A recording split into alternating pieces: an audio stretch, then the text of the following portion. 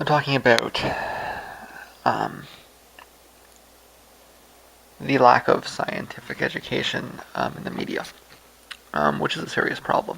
They're pointing out that most trained journalists have, they may have, advanced degrees in English or something, but uh, on average, the amount of scientific education that journalists have is precisely none. Not even like not even high school, right? You don't have to take it in high school, right? Up to a certain like grade 10 or something, right? Um, and it's a huge problem, and they're pointing that out, and they're kind of going through it, and this sort of lack of scientific literacy and how the media contributes it and everything like that. But something that she pointed out, and I think that it's worth, uh, well, she didn't really point it out. I think that she was trying to point it out, but she didn't. She's kind of not quite getting to what she wants to say. Is that it works the other way too, right? Um, it may be true that most journalists or just general media personalities, TV anchors or whatever else, the filters that people get their information through, and it's no less true about internet personalities. Most of them have no scientific education whatsoever. Um, even even the ones that identify on the left and claim that they're in favor of science, whatever that means, they still don't have any actual education in science, right? Um, it works the other way around too, right? Because science is remarkably specialized nowadays. In fact, not only is it the case that large amounts of trained, successful publishing scientists have essentially no background in any sort of literary studies, in any sort of writing.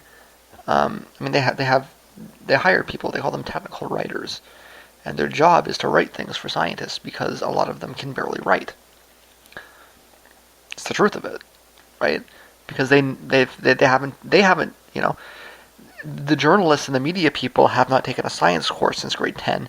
The scientists have not taken an English course since grade 10, or maybe grade 12, right?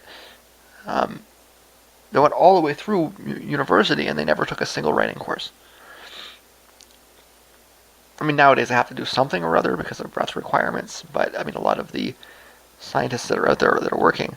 But not only is that the case, it's also the case that because science is so specialized, they're not even able to be articulate in fields that are junk to them, right? So you can consider chemistry and physics there's huge amounts of overlap in chemistry and physics, right? But you will talk to people with advanced degrees in physics that get lost in basic chemistry because they didn't study it. Or everything that they know about chemistry they learned in a physics class.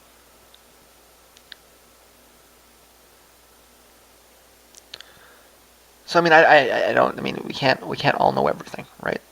Maybe one day we'll be able to download libraries into our brains, but until then, there's just a lot of stuff to learn, and we can't all do this, right? But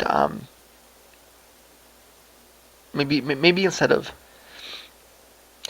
instead of pushing this idea that basic scientific literacy is one thing, right?